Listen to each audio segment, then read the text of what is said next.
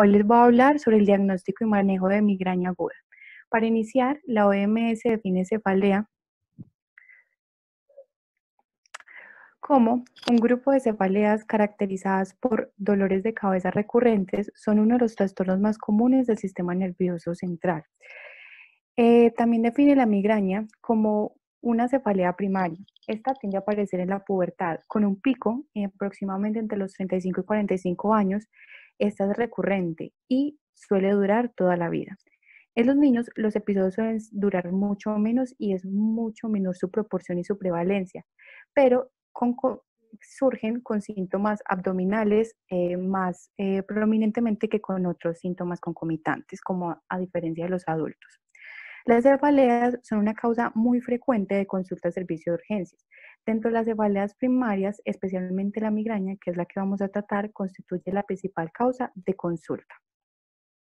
Epidemiológicamente, la prevalencia a nivel mundial es del 10 al 15%. En Colombia es del 3,2 al 9,8% y en mujeres es mucho mayor, con 17,2%, a diferencia de los hombres con un 8%.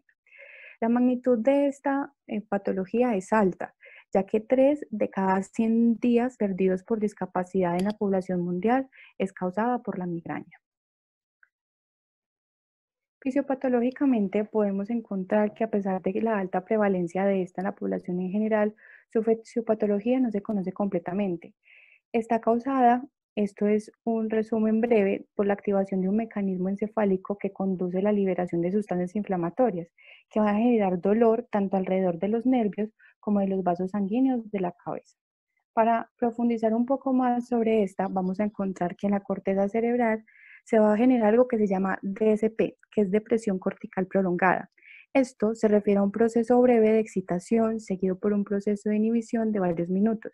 En la corteza cerebral, la velocidad puede variar aproximadamente entre 2 a 6 milímetros por minuto.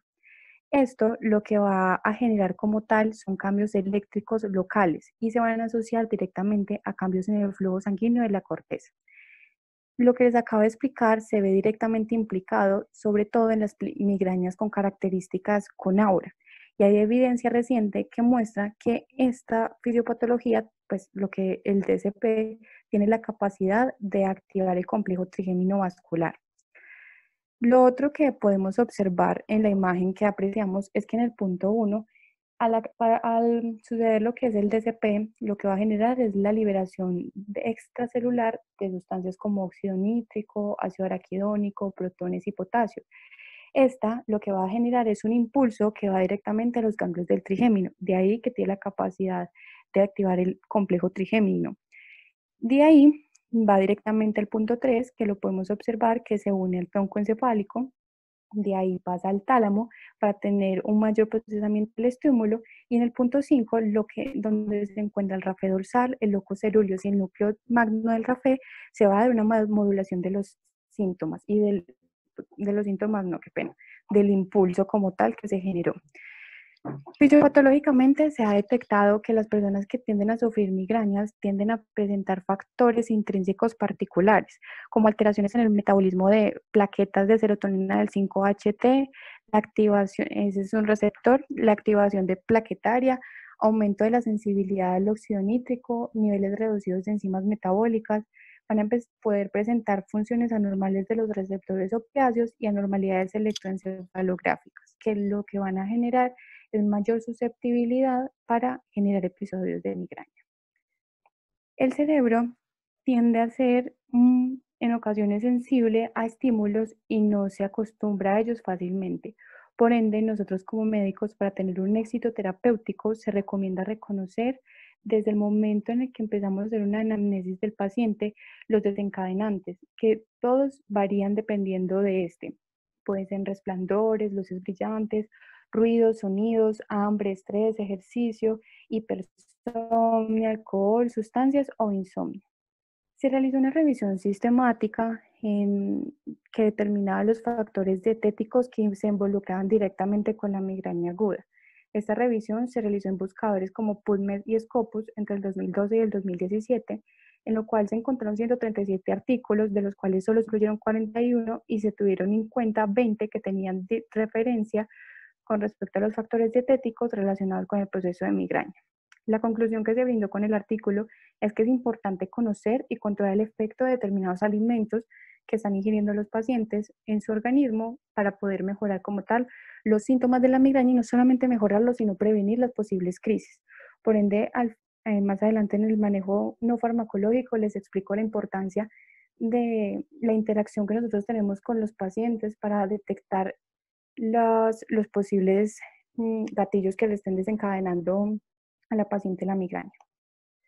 Las manifestaciones clínicas de la migraña se caracterizan por ser de una intensidad moderada o severa, el dolor es característico hemicraneal y tiende a ser pulsátil, empeora con la actividad física, con el movimiento, con la luz, con los ruidos fuertes, su duración varía desde 1 hora hasta 2 a 3 días y el síntoma conexo a este más característico son las náuseas. También vamos a ver que va a poder presentar diarrea, alteraciones de la conciencia, perturbaciones visuales, parestesias, obnubilación, vómito, vértigo, dolor de la palpación y fotofobia. Para realizar el diagnóstico como tal de cefalea, de migraña en el paciente, de migraña. Entonces, esto nos permite clasificar al paciente de una migraña sin aura y una migraña con aura. El paciente en una migraña sin aura, vamos a ver que hay 5 puntos. El punto A debe cumplir al menos 2 episodios en la paciente, debe tener sí o sí el punto B y el punto D. El punto B tiene que ver con ataques que duran de 4 a 72 horas, pero que no haya recibido tratamiento o que se le haya dado un tratamiento y que no haya resuelto como tal el dolor. El punto C, que los episodios de dolor de cabeza deben reunir al menos al menos dos de los siguientes. Uno, que sea unilateral, 2, pulsátil, 3, de intensidad moderada a severa, 4, que empeore e impide la actividad física rutinaria. Y el punto D, que los ataques de cabeza presenten al menos uno de los siguientes. 1, náuseas y o vómito. Y 2, fotofobia y fonofobia. Y el último punto, que nos explique por otra entidad de la clasificación ICH-3B el dolor de cabeza que está presentando la paciente. Ya la migraña con aura es el causante del 20 al 25% de los pacientes que presentan migrañas. Este comprende 4 puntos. El primer punto debe presentar en 5 episodios la paciente de migraña, el criterio B y el criterio C. El criterio B consta de al menos uno de los siguientes síntomas: que el aura sea completamente reversible, el que haya presentado inmediatamente mejor el dolor, debe corregirse el aura, ya sea uno visual, sensitivo, de habla o lenguaje, motor, del tallo cerebral o de la retina. El punto C, que al menos 2 de los siguientes 4 características que les mencionaré, que sea al menos uno de los síntomas del aura, sea de comienzo súbito en un periodo de 5 minutos o que presente de un periodo gradual en 5 minutos o 2 síntomas de aura que sean súbitos. El 2, que cada síntoma de aura dure de 5 a 60 minutos. El 3, que al menos uno de los síntomas de aura sea unilateral. El 4 es que el aura es seguido de un dolor de cabeza dentro de los 60 minutos posteriores. Y el punto D es que nos explique por otra entidad. Acá quiero llegar a un punto muy importante porque acá es donde nosotros debemos no solamente realizar el diagnóstico, sino tener en cuenta los posibles diagnósticos diferenciales. Acá es donde debemos incluir los signos de bandera roja. Sabemos que existen estos signos de bandera roja para advertir sobre el diagnóstico de cefaleas secundarias. Esto nos permite considerar posibles lesiones de cabeza, de cuello, meningitis, hemorragias, glaucomas, tumores o sinusitis purulentas, o sea, otras posibles causas de cefalea. Cuando nosotros descartamos esas cefaleas secundarias, ya nos quedamos completamente con las cefaleas primarias y con estos criterios diagnósticos podríamos estar dando completamente un diagnóstico certero y óptimo al paciente. Hay otros tipos de migrañas que en este momento no los tocaré, pero sí es como para tenerlos presente, que es la migraña basilar, la migraña oftalmopléjica y retiniana, la migraña secundaria a traumatismos craneales y la migraña en niños y la migraña hemipléjica familiar. El tratamiento se divide en dos: tratamiento no farmacológico y tratamiento farmacológico. El no farmacológico consiste en que debemos primero, cuando ya realizamos el diagnóstico, colocar al paciente en un lugar oscuro y silencioso. Debemos proporcionarle confianza y tranquilidad. Si consideramos que necesita hidratación endovenosa, se debe realizar, se debe controlar las náuseas del vómito y realizar el tratamiento farmacológico posterior. Aquí es donde nosotros debemos tener esa empatía que es tan importante al momento de realizar una buena anamnesis para que no se vuelva tedioso, sino que el paciente logre darnos a nosotros el posible gatillo que le esté desencadenando la migraña y así dentro del proceso hospitalario y posterior al egreso evitarlos completamente para evitar pues un episodio de migraña o evitar los episodios constantes. Se debe hacer una dieta sana, evitar alimentos como qué, como la cafeína, el alcohol, los chocolates, azúcares que pueden ser desencadenantes, recomendarle ejercicio regular, un sueño reparador y algunos estudios se realizaron en el último año, el cual detectaron que el yoga y la meditación y hasta la hipnosis pueden mejorar los episodios de migraña. No la curan, no la quitan, pero sí mejoran la frecuencia anual de posibles exacerbaciones de esta. Bueno, ya como tal en el tratamiento farmacológico, voy a empezar con los analgésicos simples. Este se recomienda en migrañas leves. Cuando el dolor no es fuerte, se puede dar. El tratamiento oral acá es recomendado en los pacientes con una migraña leve. La eficacia del tratamiento oral tiende a ser del 50 al 70%. El tal acetaminofén que todo el mundo dice que nosotros recetamos solamente, pero es muy bueno. Se considera dar cada 6 horas, máximo 8 tabletas al día. Ya los antiinflamatorios no esteroideos como tal nos ayudan a reducir la crisis, la gravedad y la duración de esta, pero tienen una muy buena eficacia si se dan, o sea, si se administran al inicio como tal de la migraña. Si ya la migraña adquirió, pasó un tiempo y ya la intensidad del dolor es moderada o severa, no se recomienda este medicamento, este grupo de medicamentos, debido a que su eficacia no va a ser óptima. Los más comunes es la dispepsia y la irritación gastrointestinal. En este grupo está el naproxeno, se puede dar oral, tabletas de 250 a 550 miligramos cada 4 a 6 horas, o el ibuprofeno, tabletas de 400 miligramos vía oral cada 6 horas.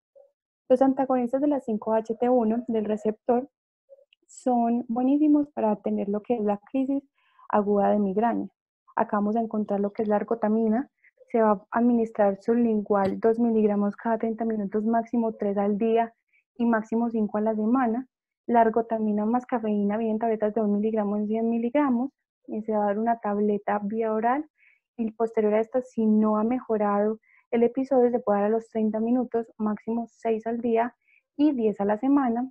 El solmitriptán se puede dar oral 2,5 miligramos, se puede repetir a las 2 horas, máximo 10 miligramos al día, o se puede hacer nasal por medio de nebulizaciones, 5 miligramos cada 2 horas, máximo 10 miligramos al día. El sumatriptán tiene varias presentaciones, subcutáneo de 6 miligramos, oral de 50 miligramos, intravenoso de 20 miligramos y se puede repetir la dosis a las 2 horas. Cuando vemos que administramos algún grupo de estos medicamentos y no mejora la migraña de la paciente, acá es donde entra el grupo de los antagonistas dopamínicos. Este grupo es un coadyuvante de la migraña, nos va a ayudar como tal durante la crisis y nos va a permitir disminuir la severidad de esta rápidamente. Bueno, en este grupo encontramos la metoclopramida oral de 5 a 10 miligramos al día, endovenosa a 10 miligramos al día y flucloxetina oral 1 a 25 miligramos al día y endovenoso 10 miligramos al día. Bueno, cuando le damos de alta, antes de darle de alta a la paciente, nosotros tenemos que tener en cuenta que es muy probable que esta no sea la primera vez que la paciente está ingresando por un dolor de cabeza o por una migraña, porque esos episodios tienden a ser recurrentes. Nosotros, a pesar de que sea urgencias y esto se hace más en control crónico, es importante entender qué tanto está discapacitando y afectando la calidad de vida de la paciente. Entonces, para eso se usa el cuestionario MIDAS. Este cuestionario le hace 7 preguntas a la paciente, en la cual consiste en caracterizar la cefalea en los últimos 90 días. Esto nos va a arrojar un puntaje y nos la va a clasificar en 4 grados. ¿Esto para qué nos va a permitir? Esto nos va a permitir dilucidar si la paciente necesita o no un tratamiento preventivo de la migraña. Entonces, si los puntajes nos clasifica la paciente entre grado 1, que es mínima, y grado 2, que es leve o poco, la paciente no necesita un tratamiento preventivo, pero si ya vemos que tiende a afectar de moderada a intensa la calidad de vida de la paciente necesita, ya está cumpliendo un criterio para darle un tratamiento preventivo. Dentro de los criterios también vamos a encontrar que al menos 6 días en el mes la paciente tenga dolor de cabeza, el que les mencioné, alta discapacidad relacionada con los ataques, que haya presentado migrañas específicas, como una migraña con síntomas de tallo o migraña hemipléjica, que lo que hacemos es con esto prevenir que vuelvan a pasar y tener consecuencias o complicaciones de las migrañas, como lo pueden ser infartos migrañosos, crisis epilépticas asociadas a esta y ahora sin infarto. O se debe dar en pacientes que tengan una intolerancia o contraindicación al tratamiento agudo. ¿Qué medicamentos se pueden utilizar? Se pueden utilizar ácido valproico de valproato de sodio, dosis de 500 a 1000 miligramos. El problema de este medicamento es que en personas con obesidad y sobrepeso no se recomienda, tampoco con acidez péptica, con síndrome de ovario poliquístico. De ahí para abajo, los 4 medicamentos que ven ahí, 5, no se recomiendan en adultos mayores de 65 años, ya que es mayor el riesgo que el beneficio para ellos. Entonces, el topiramato tiene una dosis de 50 a 100 miligramos. El RAM de este es pérdida de peso, alteración de la memoria y parestesia. La flunaricina es de 5 a 10 miligramos, puede generar aumento de peso y somnolencia. El propanolol y metoprolol puede generar, hay que tener, pues, no es que genere, sino hay que tener precaución de posibles efectos en pacientes con asma, bradicardia, hipotensión, depresión, disfunción eréctil y dislipidemia. La mitriptilina de 25 a 50 miligramos por la dosis tan baja se recomiendan en pacientes que nos refieran que tienen trastornos del sueño, que tengan alteración en conciliar el sueño, se van a ver muy favorecidos de esto. En personas, el efecto adverso pues es que puede aumentar el peso, puede generar estreñimiento, retención urinaria o serostomía. Y ya, esta es la bibliografía que se tuvo en cuenta para la revisión de tema.